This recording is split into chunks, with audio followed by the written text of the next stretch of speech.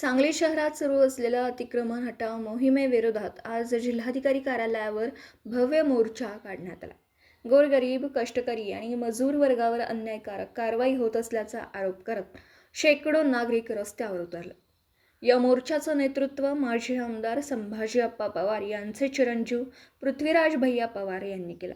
महापालिका आयुक्त सत्यम गांधी यांच्या मार्गदर्शनाखाली अलीकडेच राबवण्यात आलेल्या अतिक्रमण हटाव मोहिमेत काही ठिकाणी वैयक्तिक मालकीच्या जागांवरही कारवाई करण्यात आल्याचा आरोप मोर्चेकऱ्यांनी केला.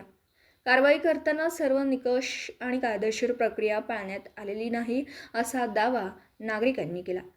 काही प्रकरणांमध्ये संबंधितांनी न्यायालयात धाव घेतल्याची माहितीही समोर येते. मोर्चा दरम्यान गोरगरिबांवर अन्याय सहन केला जाणार नाही, अन्यायकारक कारवाई बंद करा अशा घोषणा देत प्रशासनाच्या भूमिकेवर तीव्र नाराजी व्यक्त करण्यात आली. गेल्या अनेक वर्षांपासून शहरातील मूलभूत प्रश्न प्रलंबित असल्याची टीकाही यावेळी करण्यात आली.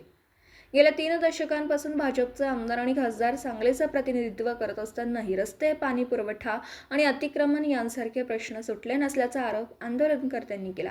विकासाच्या नावाखाली केवळ दिखाऊ कारवाई केली जाते असा आरोपही करण्यात आला. मोर्चाच्या शेवटी जिल्हाधिकाऱ्यांना निवेदन देण्यात आलं. अतिक्रमण कारवाईची सखोल चौकशी करावी, अन्यायग्रस्तांना तातडीने न्याय द्यावा आणि पुढील कारवाई पारदर्शक पद्धतीने करावी अशी मागणी निवेदनातून करण्यात आली. दरम्यान या प्रकरणावर प्रशासनाची अधिकृत भूमिका अद्याप स्पष्ट झालेली नाही. पुढील काही दिवसात प्रशासनाकडून काय भूमिका घेतली जाते याकडे संपूर्ण जिल्ह्याचं लक्ष लागलं. विश्रामबाग येथे जी कारवाई झाली त्या संदर्भात मोठा मोर्चा घेऊन आलोय, कारण त्या ठिकाणी शहरातला सगळ्या प्रकारचा कष्टकरी वर्ग तिथं उपलब्ध होता. तिथं माथाडी बांधव होते, तिथं खोकीवाले होते, तिथं फास्ट फूडवाले होते, तिथं भाजीवाले होते, रस्त्यावर बसून व्यवसाय करणारे होते. एवढं सगळं असताना त्या ठिकाणी आयुक्त साहेबांनी जी नोटीस दिली ती नोटीसच मुळात कायदेशीर आहे का याचा आम्हाला प्रश्न आहे. कारण ती नोटीस फक्त 24 तासाची दिली आणि त्याच्यात शंका येणारी गोष्ट अशी की बरोबर तुम्ही शनिवार रविवार बघूनच का दिली. तुम्ही जर का सत्यम आहात तर ती नोटीस तुम्ही आम्हाला सोमवारी द्यायला पाहिजे होती. आम्हाला कोर्टात जायला किंवा तुमच्यासमोर म्हणणं मांडायला परवानगी द्यायला पाहिजे होती. आमचं ऐकून घ्यायला पाहिजे होतं. असं ठरवून तुम्ही शनिवार रविवारच का दिला? म्हणजे कोर्ट बंद, वकील नाहीत, तुम्ही स्वतः हजर नाही, म्हणजे याच्यामध्ये शंका येणारी गोष्ट आहे. ही ठरवून कुणाची सुपारी फोडली काय अशी आम्हाला शंका आहे. प्रशासन यामध्ये सामील आहे. कोण बिल्डर त्या जागेच्या मागं लागला याचं नाव आमच्याकडे आलेलं आहे. पुन्हा कुठल्या अधिकाऱ्याचे तिथं समोर 2-2 मजले त्या नवीन इमारतीमध्ये आहेत हे आमच्याकडे आले. त्या इमारतीला कोण फायनान्स करायला लागलाय हे आमच्याकडे आले. आणि त्या जागेवरती कुणाचा डोळा आहे हे सगळे गोष्ट आम्ही येणाऱ्या काळामध्ये उघडे करू. दुसरं रेल्वेला आमचं सांगणं आहे की तुम्ही म्हणताय तुमची जागा आहे, मग तुमचा रेल्वेचा ट्रॅक त्या RCT मॉल खालनं गेलाय, त्याला डोजर लावायची तुमची हिंमत आहे काय? पहिला त्याला डोजर लावा, मग आमच्या दारामध्ये या. आणि आज आमच्या ह्या मोर्चाच्या माध्यमातून आम्ही प्रशासनाला सांगतोय की ह्या आयुक्त साहेबांनी गेल्या 1.5 वर्षामध्ये फक्त आणि फक्त प्रशासक राज्य म्हणून काम केलं. त्यांनी आमच्या सर्वसामान्यांकडे, गोरगरिबांकडे, कष्टकऱ्यांकडे अजिबात बघितलेलं नाही. आम्ही वारंवार त्यांच्यासमोर हे प्रश्न मांडलेले आहेत. मला आयुक्त साहेबांना प्रश्न विचारायचा आहे की तुम्ही सांगलीमध्ये आल्या या शहरातले सगळे व्यापारी, उद्योजक, कष्टकरी वर्ग, बिल्डर्स सगळेच्या सगळे तुमच्याकडे आले होते. त्यानंतर आज तागायत या शहराचा सर्वसामान्यांपासून मोठ्या लोकांपर्यंत 1 रुपयाचा उत्पन्न वाढेल असं तुम्ही कुठलं काम केलंय काय सांगावं. दुसरं एक महत्त्वाची गोष्ट सांगायची आहे की घरपट्टीचा विषय संपलेला नाही. तो आज ना उद्या डोकं वर काढणार आहे तो राक्षस. कारण त्याचा ठराव ह्यांनी ऑलरेडी करून ठेवलेला आहे. तो ठराव जर का विखंडित करायचा असेल तर पुन्हा शासनाकडे जायला लागतंय आणि शासनानं ते मान्य केलं तरच होते. हे आयुक्त साहेब आता थांबतील असं नाही.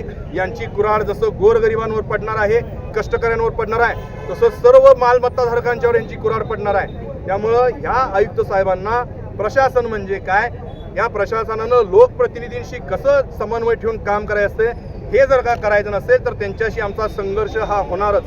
आम्ही आज गांधीगिरीच्या मार्गानं इथंपर्यंत आलेलो आहे. 1 तारखेपासून 19 तारखेपर्यंत गांधीगिरीच्या मार्गानंच आम्ही चालणार. पण लक्षात ठेवा, आम्ही क्रांतिकारकांच्या भूमीमध्ये जन्माला आलेलो आहोत. आम्ही क्रांतिसिंह नाना पाटलांच्या पुतळ्यापासून, स्मारकापासून सुरुवात केलेली आहे. आज क्रांतिसिंहांची जशी तुफान सेना होती आणि इंग्रज सरकाराच्या विरोधात टोकाची भूमिका घेत होती, त्या टोकाची भूमिका घ्यायला लागली तरी आम्ही ती घेणार. आयुक्त साहेब जर का त्या दिवशी लोकांना, महिलांना, माता भगिनींना म्हणतोय मरा जावा, तर लक्षात ठेवा आयुक्त साहेब, आम्ही तुम्हाला उलटा आवाहन करतो मरण पत्करू, पण तुम्हाला शरण येणार नाही एवढं लक्षात ठेवा. आता ह्या शहरामधला सगळा कष्टकरी वर्ग, मध्यमवर्गीय आम्ही ह्या तुफान सेनेमध्ये जोडू. या शहराच्या बाहेरचा शेतकरी यामध्ये जोडू. या शहरातला प्रत्येक कष्टकरी वर्ग यामध्ये, प्रत्येक कष्टकरी संघटना यामध्ये जोडली जाईल. आणि 19 तारखेला गुढीपाडव्याच्या दिवशी ह्या तुफान सेनेचं पहिलं आंदोलन ह्या सांगलीमध्ये होईल. त्यामुळं प्रशासनानं, आयुक्त साहेबांनी आणि 78 नगरसेवक ज्यांना ह्या जनतेनं निवडून दिलेलं आहे, त्यांची जबाबदारी आहे की हे व्हायचं नसेल तर तुम्ही आमच्याशी चर्चा करा आणि याच्यावरती मार्ग काढा. आयुक्त साहेब जर का दम देत असतील की तुम्ही कारवाईच्या आडवा आला तर तुमच्यावरती कारवाई करू आणि तुमचं नगरसेवक पद रद्द करू, मग आयुक्त साहेबांना प्रश्न विचारायचा अधिकार कुणाला आहे तर तो महासभेला आहे. आणि तोच सर्वोच्च, संविधानाप्रमाणे महासभा सर्वोच्च आहे. तुम्ही सगळ्यांनी हिंमत दाखवावी. 78 जणांनी एकत्र यावं आणि आयुक्त साहेबांना त्या महासभेमध्ये प्रश्न विचारावा की या गोरगरिबांना विस्थापित करून तुम्ही या शहरामधली गुन्हेगारी वाढवणार आहे काय? या गोरगरिबांना विस्थापित करून या शहरामधली नशेखोरी तुम्ही वाढवणार आहे काय? या गोरगरिबांना विस्थापित करून या शहराचं तुम्ही सामाजिक आरोग्य बिघडवणार आहेत का? हा प्रश्न विचारायची जबाबदारी या 78 नगरसेवकांची आहे. आणि जर का ह्या दोघांनी मिळून ही कारवाई केली नाही तर ह्या दोघांना आमची तुफान सेना प्रश्न विचारल्याशिवाय आणि अडवल्याशिवाय राहणार नाही. हे आव्हान आज मी करतोय. दिवसभरातील घडामोडींचा आढावा घेण्यासाठी पाहत रहा N24 मराठी न्यूज चॅनल.